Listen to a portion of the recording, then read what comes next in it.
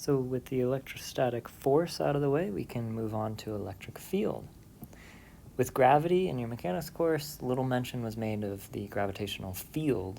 Talked a lot about gravitational force, force due to gravity, all these things, but the gravitational field wasn't really a term that was thrown around too much.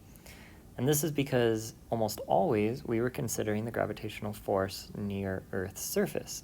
And Earth's gravity is always pretty much the same on or near Earth's surface. In electromagnetism, we consider charged particles that move because of the fields of other charged particles that they're near. And so, in other words, the acceleration due to charge is very much not the same everywhere. It depends on all of the moving parts around it. It's not just due to some big massive body that dominates and it's always the same because you're always on the surface of it. So because of this difference, we have to fully develop this idea of a field, which is electric in this case, and how a given electric field leads to a specific force. So the electric field at a given point in space is defined as the electrostatic force that a charged test particle, Q naught, would experience if it were dropped into the field at that point, divided by the magnitude of that test charge. So mathematically, the electric field, which is a vector, capital E, is equal to the force divided by the charge, Q naught, of that test charge. So it's force per charge. Notice that the electric field is a vector with both magnitude and direction, and the SI unit of electric field is newtons per coulomb, right? Force per charge. A charged particle creates an electric field around it, and if that field E at a specific point is given, you can rearrange the above expression to find the force F experienced by a test charge Q naught, right? So this thing just rearranged gives you the force that some test charge Q naught experiences due to being in an electric field E. So again, while this concept may seem completely new, that a field can be created by a body in the space around it, which then produces a force acting on another body sitting in that field, it's really no different than what we already know about gravity. So I'm going to show that a little bit here. Compare what we just wrote down for electric field to the following expressions for what we would call the gravitational field. So the gravitational force per unit mass instead of electric field per unit charge, right? So this gravitationally might be written G is equal to F sub G divided by M naught, right? So that kind of matches. And the gravitational force caused by Earth's gravitational field acting on some quote-unquote test mass, M naught, would be equal to F sub G is equal to M naught G. So that's something we're very familiar with, right? We didn't quite often express things that way. But this force of gravity is equal to the mass of that body times the gravitational acceleration. So it's not a coincidence that these are perfect analogies. They are both field interactions, and the physics is the same for each underlying. The only difference is the type of fundamental property that is affected, so whether it's mass or charge. So it really makes one wonder what other types of field interactions might exist, right? So if there's one for mass, because mass is a fundamental property of the universe, and there's one for charge, because charge is fundamental property of the universe, what other field interactions might there be, right? We know time, spatial dimensions, those are also fundamental properties of our universe. Is there some sort of like time field interaction? It's kind of fascinating just to wonder what that even might mean. But that kind of gets into philosophy. So back to electromagnetism. In any case, if we have a point charge Q, we can find the electric field that it produces by inserting Coulomb's law, or the charge force, electrostatic force expression, into the expression for the electric field above, right? So we can find the electric field that it produces. So in that form here, go back to white. So E is equal to force per unit charge, which is equal to 1 over unit charge times the force, which is given by Coulomb's law. So K, Q times Q naught, right? If one of them is the test charge, divided by the distance between them squared. And if these cancel, then you have K, Q over R squared. So that in vector form would look like this. So electric field as a vector times K, which is just a number, times Q, which is just a charge, times R squared, or divided by R squared, which is just the distance between them squared. So where's the vector to describe where this thing points? Well, that's where we have this position vector r hat. This is a vector that's like a unit vector, right? That just describes a direction. It points along the line from a source point to a field point. So let me get a little bit more visual here. So if you have some test charge, right, some positive charge, that's Q naught. Because of that, there's some electric field around it, right? It's radially outwards. And what we just wrote down describes is what the electric field strength and direction is at some random point, at any point. But let's just say that it's this point here, B1. And so r hat would be given by, if our positive test charge here is at the origin, it'd be given like this. This is r hat, right?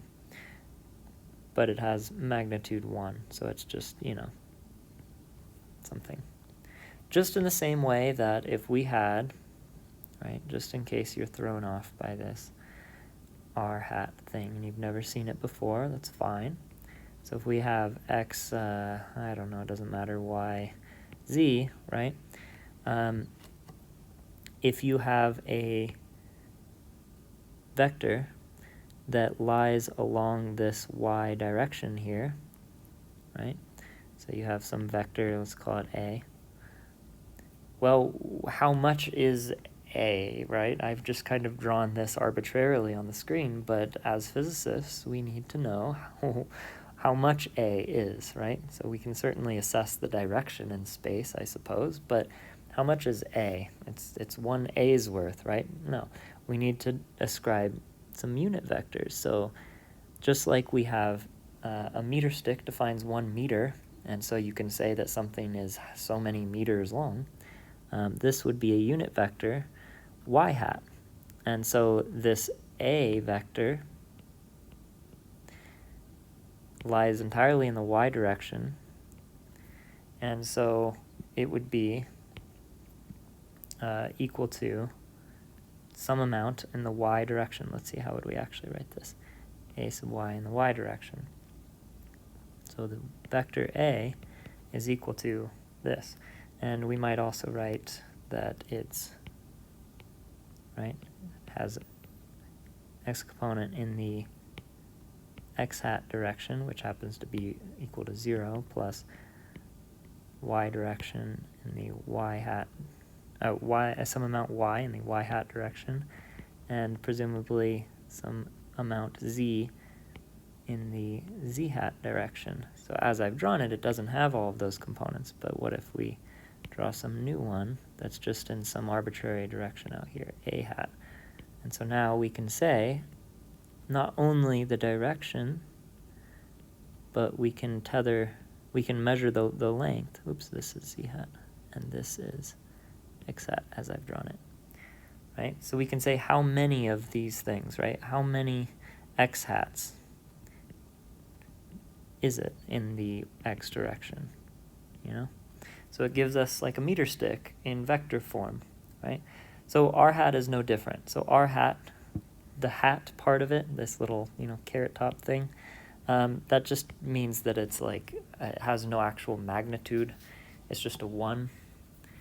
all it gives is direction in this equation. So it just provides direction because electric field has a direction. And in this case of just one point charge, it's radially outward, and so r hat points radially outward. So that's that. So let's box this guy in here.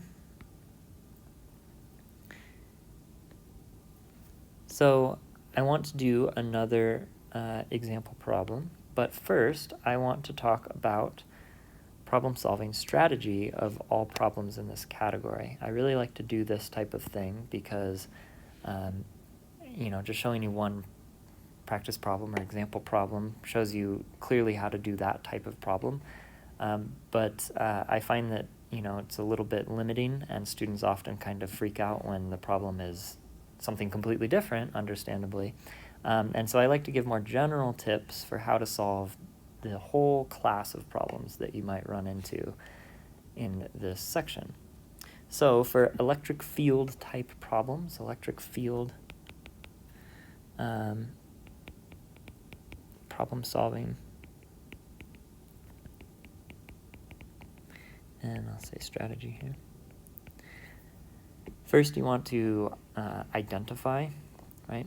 So there's this principle of superposition of things. So just like forces, right? You could add F1 plus F2 plus F3, right? You could do the same thing with electric fields, right? They're just vectors, so you have superposition of electric fields. So if you have multiple sources of electric fields, right? Here we only had the one, but if you have multiple charges, say another one over here, right? Then you have multiple sources of electric fields, and so they add just in vector form. So you identify that these are the kinds of concepts that you will need to solve these things, and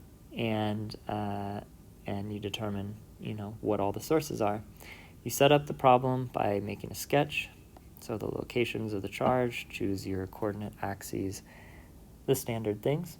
But on your drawing, indicate the position of the field point P. This is like where we are considering the total electric field at, right? So the problem probably will give that to you or ask you to compute the electric field at a certain point. That's a common type of problem. Either way, just make sure that if there is a point that is critical, that you put it on there so that you know where it is. And then you're going to execute. So you're going to make sure that your units work out. You're going to make sure that your distances are in meters, your charges are in coulombs, not microcoulombs or nanocoulombs. You're going to distinguish between your source point, S, which is this guy here, and your field point, P. And you're going to make sure that the field produced by a point charge always points from the source to the field point. If it's positive, it actually points the other way if it's negative. So electric field point from positive to negative. And then you're just going to use vector addition to add all these things up. So let's get into this practice problem here. So it's a nice one to show this. All right. So here we go.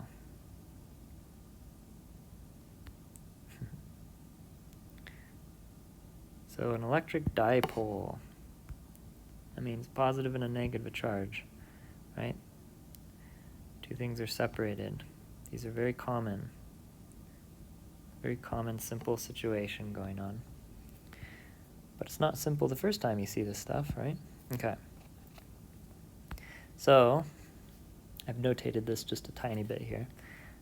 But we have charge Q1 on the left, the red one, and charge Q2 on the right, which is negative, and they're separated. So that's what a dipole means, just separation of charge. And we're given the values of that in nanocoulombs for each of them, annoyingly so, but that's, oftentimes the case in the real world. And we're told that they are 0.1 meters apart. So compute the electric field caused by Q1, the field caused by Q2, and the total field at point A, B, and C. All right, so we have two source points, in other words, right? Q1 and Q2. And we have three points, like field points. A is here, B is here, and C is here, right? So in other words, these are giving off electric fields, and there's going to be a different total electric field at each of these different points, and we're going to compute what it is, right? So the concepts that we're going to make sure that we need is this concept of, I won't rewrite it, but this concept of superposition of electric fields and charges, because there's going to be a few of them, right? So E total may equal the summation vector sum of multiple, and F total, in this case for electrostatic stuff, it's going to be Q naught times E, right, of multiple things. So Q naught E2 plus Q naught E3, blah, blah, blah, right? Okay. So, since the electric field at any point is a superposition of all the contributions from, in this case, both fields, we compute the total field at point A to start by computing. So for A here, we're going to compute E total, which is equal to E1A, so the field due to charge 1 at point A, plus E2A, the field at point A from charge 2. So that out of order. So what is E1A? What is E in the first place again, right? We just went over it. It's this one right here. So we have a charge, and we have a distance, and we have that K again, right? So E1A is equal to K times Q1 divided by R1 squared, which is equal to 8.99. I'm just going to write K for these. K times, we have the charge Q1, which is given to us up in the problem as 12 times 10 to the negative, it's nanocoulombs, so that's 9 times 10 to the negative 9 coulombs, divided by the distance between them squared. So in this case, that's 0.060 for sig figs, I suppose. That's meters. And if you compute that out, you should get 3.0 times 10 to the 4th newtons per coulomb. Newtons per coulomb is what we'd expect, right? That's the units of electric field. So we're on the right track. Now we do E2A. Same deal, except for now from charge 2 at the same point, right? And there's a different distance between, even though it's the same point, different distance between the charge because it's a different charge. So that's K, slightly prettier K, times Q2 is a negative, but we're taking absolute value, so 12 times 10 to the negative 9 coulombs, divided by the distance between them squared, which in this case is 0.040 meters. And that's 6.8 times 10 to the 4th newtons per coulomb. And you'd follow the exact same things for, exact same process for B and C. And if you calculate them out, you get, so E1B, you should get 6.8 times 10 to the 4th newtons per coulomb. E2B is equal to 0.55 times 10 to the 4th newtons per coulomb. and then E1c is actually equal to E2c, same magnitude because they're the same distance between them, right? And it's the same charge. Well, they're two different charges, but it's the same charge magnitude if you're taking the absolute value, 12 nanocoulombs and 13 centimeters apart. And that computes to 6.39 times 10 to the third newtons per coulomb. All right. So because the electric fields point from positive to negative, electric fields in general point from positive to negative, the total field at all three points point along the x direction, right? So this one clearly does. This one clearly does. I'm not drawing anything here, huh?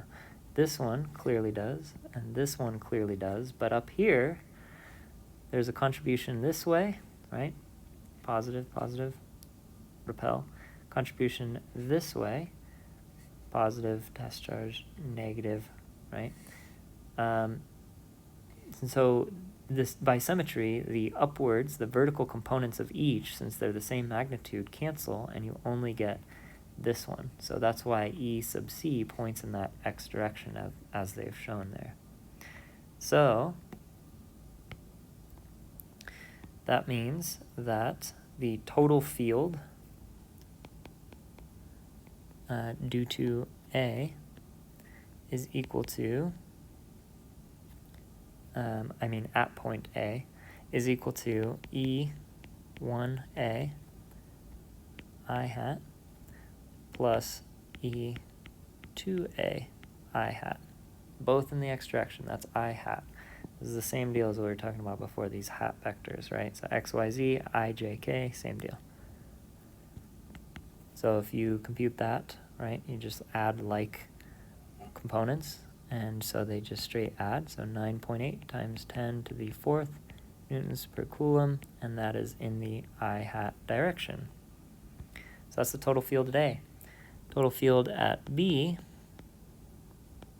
is equal to, looking back up, at B, that's this one here. And so it's actually in the negative direction for the first charge. So minus E1B, and that's still in the I hat direction, x direction, plus there's a component from charge Q2 that's to the right, yeah? The reason the whole thing points to the left is because that point is a heck of a lot closer to this charge Q1, which has a contribution going to the left, and so it overpowers the one that's much farther away over here that has a contribution going to the right. But we'll find that out here, I guess. So plus E2B, also in I hat direction, and that computes to negative 6.2 times 10 to the fourth newtons per coulomb I hat. So because that came out negative, that showed us that the field is pointing to the left, right? And the reasoning is what I just described. All right, so those it was asking for, so we'll go ahead and do that.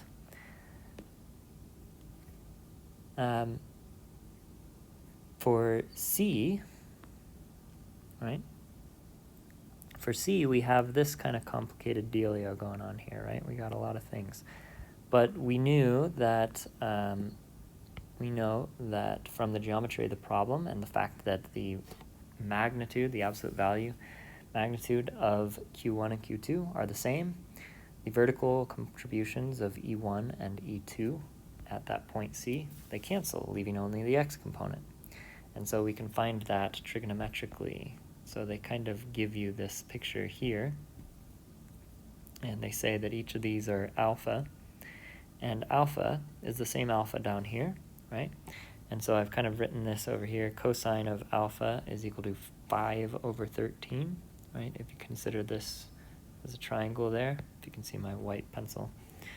5 over 13, because this whole distance is 10, and so this distance here is 5. All right, not sure if you're able to see any of that where I was, but you probably understand. So we have for EC, we have E1C along the x direction, right, it's I hat, plus E2C along the x direction, I hat. And those are exactly the same, so in magnitude.